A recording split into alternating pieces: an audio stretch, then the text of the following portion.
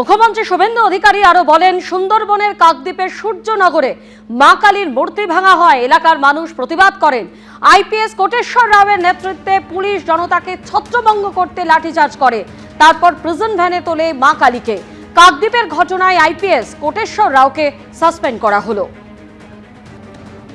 দক্ষিণ 24 পরগনা জেলার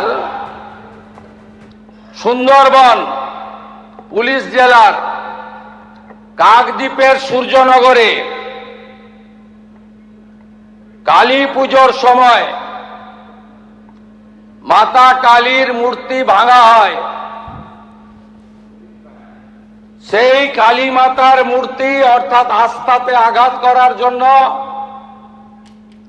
এলাকার মানুষ প্রতিবাদ করেন। প্রতিবাদ অনেকক্ষণ চলে।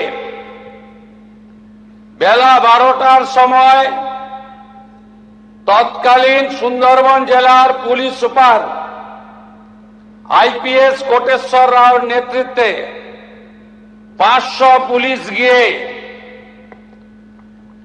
জনতাকে ছত্রভঙ্গ করে, ব্যাপক লাঠিচার্জ করে। এই পর্যন্ত নয়, ঠিক ছিল। তারপরে মাতা কালীকে প্রিজন ভ্যানে তুলে থানায় নিয়ে যায়। আইপিএস কোটেশ্বর রাওকে সাসপেন্ড ঘোষণা করলাম। কালী মাতা কি জয়, মাতা কালী কি জয়, মাতা কালী কি জয়।